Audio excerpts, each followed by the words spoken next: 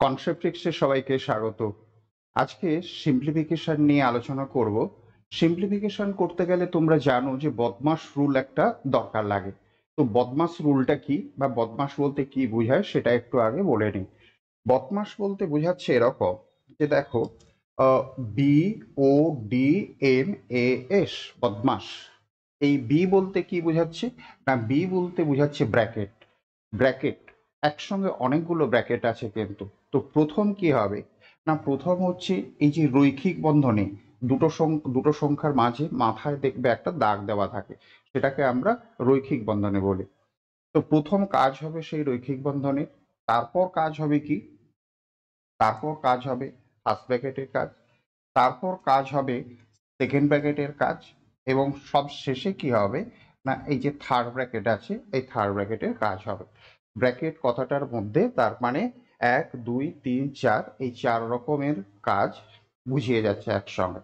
তারপর হচ্ছে কি? না, অফ। অফ বাংলায় যেটাকে আমরা এর বলি, বাংলায় যেটাকে আমরা এর বলি সেটাই হচ্ছে অফ। তারপর কি হবে?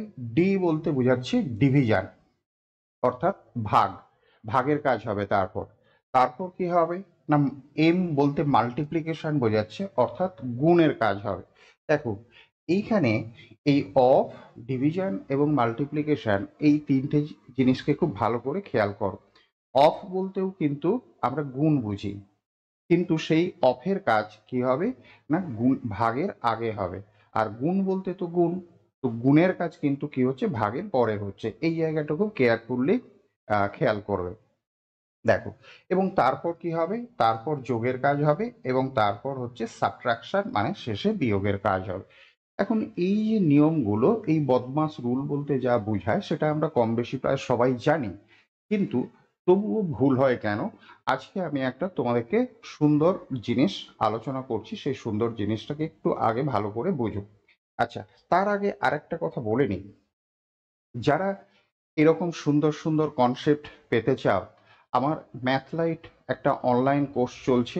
সেই কোর্সটা একেবারে বেসিক ম্যাথামেটিক্সের উপর আলোচনা করা আছে। বেসিক ম্যাথামেটিক্স, বেসিক থেকে শুরু করে মিডিয়াম লেভেল পর্যন্ত। এরিথমেটিকের প্রায় 300 প্রশ্ন, এরিথমেটিকের সমস্ত চ্যাপ্টার্স থেকে অন্তত 300 প্রিভিয়াস ইয়ার্স কোশ্চেন নিয়ে এই কোর্সটাতে আলোচনা করা হয়েছে। এই কোর্সটা তোমরা দুরকম উপায়ে অ্যাক্সেস করতে পারবে। এক হচ্ছে যারা শুধুমাত্র রেকর্ডেড ভিডিও দেখতে চাও, যারা শুধুমাত্র রেকর্ডেড ভিডিও, আগের থেকেই ভিডিও আপলোড করা আছে, শুধুমাত্র সেই ভিডিওগুলো দেখতে চাও, তারা কি করবে? না, 59 টাকা পেমেন্ট করবে একবার। ঠিক আছে?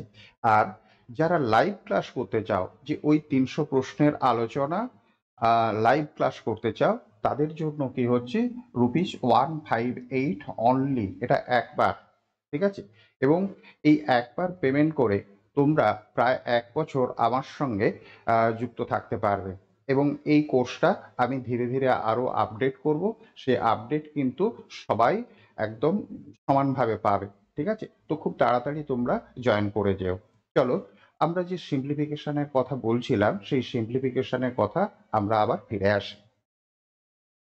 এখন যে কথাটা বলছিলাম, বদমাস রুল অ্যাপ্লাই করতে গিয়ে আমাদের ছোট ছোট ভুল হয়ে যায় কেন? সেই ভুলটাকে আইডেন্টিফাই করার জন্য আমরা অন্য একটা কনসেপ্ট ভালো করে শিখি। তারপর আমরা সিম্পলিফিকেশনের কটা এক্সাম্পল নিয়ে আলোচনা করছি। দেখো, আমি যদি বলি এটা একটা এক্সপ্রেশন লিখেছি, এই এক্সপ্রেশনটাতে কটা পদ আছে, তোমরা কি বলবে? না, এই যে এ এক্স কিউব, এটা 1 নম্বর পদ। B x square by C, এটা হচ্ছে 2 নম্বর পদ। Q P into x by Q, এটা 3 নম্বর পদ। এবং প্লাস আর যেটা আছে, এটাকে 4 নম্বর পদ বলবে। চারটে টার্ম আছে এটা বলবে। এখন এইখানে ভালো করে বুঝে দেখো, যে এই যে আমরা চারটে টার্ম বললাম, চারটে পদ বললাম, সেই চারটে পদকে আলাদা করেছে কে?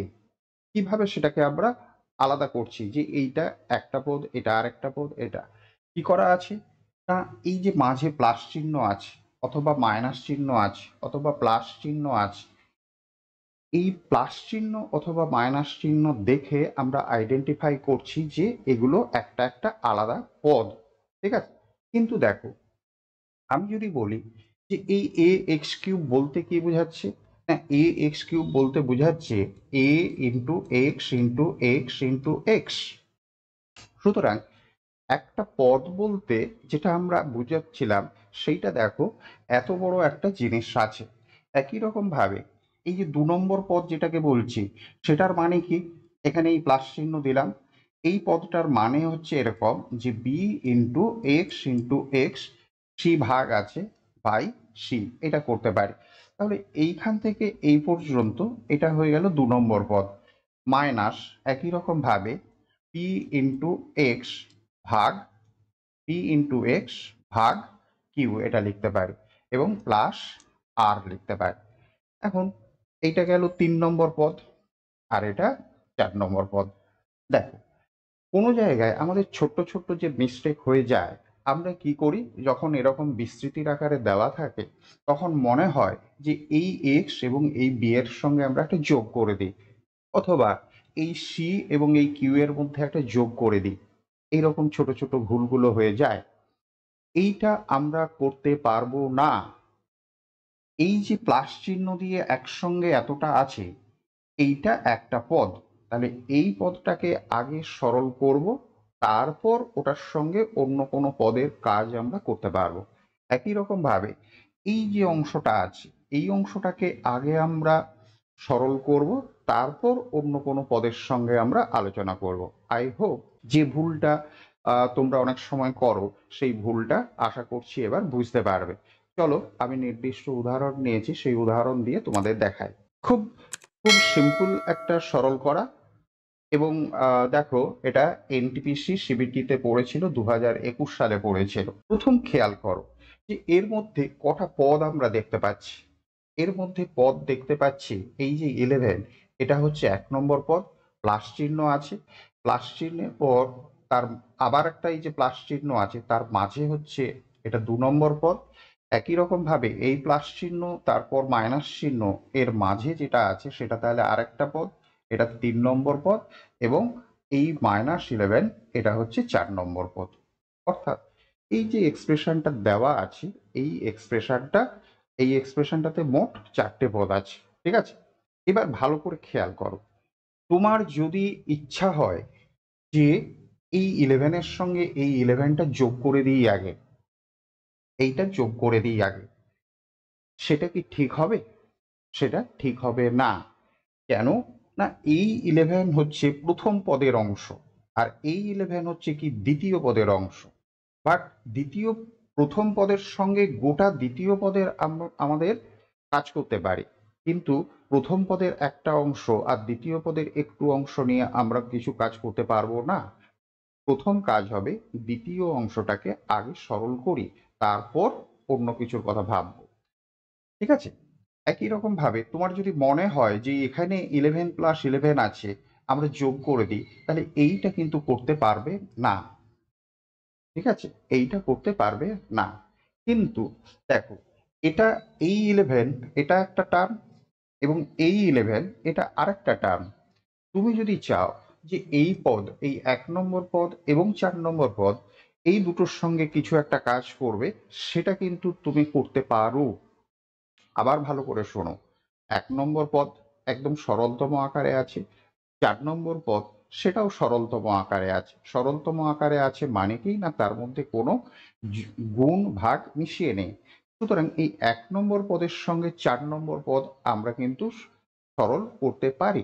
অর্থাৎ এই যে 11, এটা +11 এবং এটা -11 আছে, এইটা আমরা ক্যান্সেল করে দিতে পারি।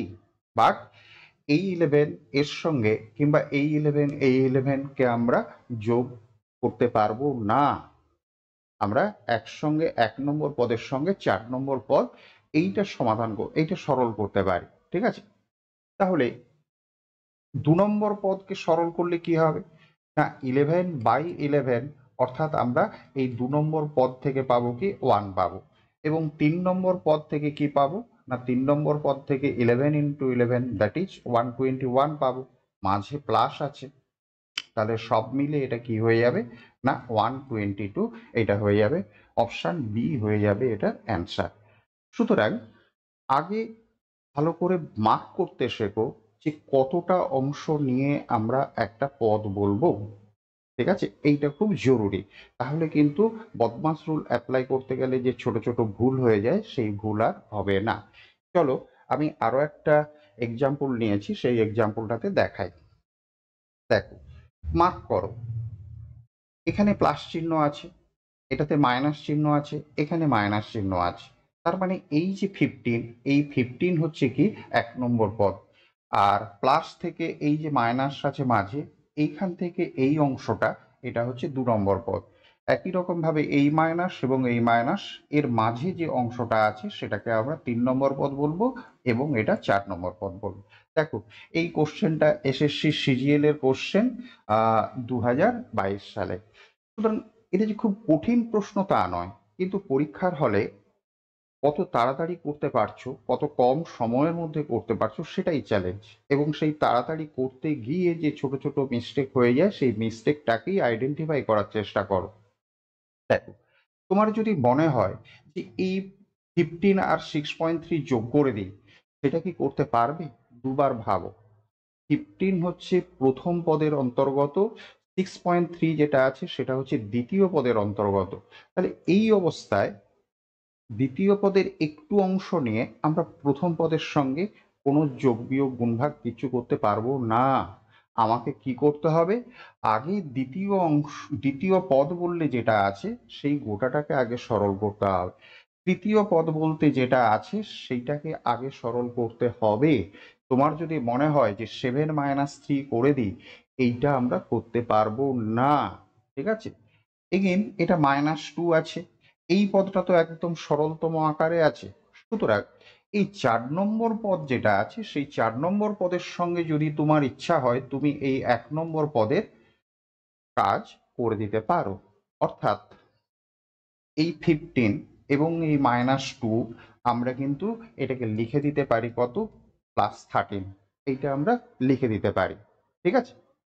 দেখো, এটা কি হবে না 6.3 আছে, যদি চাও দশমিক উঠিয়ে দাও, দশমিক উঠিয়ে দিলে নিচে 10 ভাগ 7, তার মানে কত হবে, নিচে আমরা 7 করব, ঠিক আছে?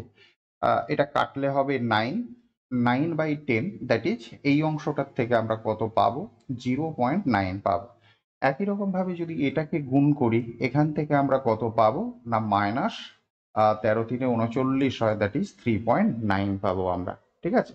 সুতরাং কি হলো আলটিমেটলি না এই 13 আর এটা প্লাস আছে, তাহলে এটা যোগ করলে আমরা কত পাবো, 13.9 পাবো, 13.9 পাবো এবং -3.9 পাবো। সব মিলিয়ে তাহলে আলটিমেটলি কত হবে না 10 হবে এটার অ্যান্সার। অপশন সি হয়ে যাবে এটার অ্যান্সার। তো আই হোপ বদমাস রুল অ্যাপ্লাই করতে গেলে কোথায় আমাদের ছোট ছোট ভুল হয় সেই ভুল একটা আইডেন্টিফাই করতে পারবে এবার। এবং এ ধরনের সিম্পলিফিকেশনে প্রথম আইডেন্টিফাই করবে যে 1 নম্বর পদ বললে কতটা বোঝাচ্ছে, 2 নম্বর পদ বললে কতটা বোঝাচ্ছে, 3 নম্বর পদ কতটা বোঝাচ্ছে, আগে সেই আইডেন্টিফাই করে নিয়ে তারপর সিম্পলিফিকেশন করতে শুরু করবে, দেখবে আর কোনো ভুল হবে না। আই হোপ বুঝতে পারলে তোমরা।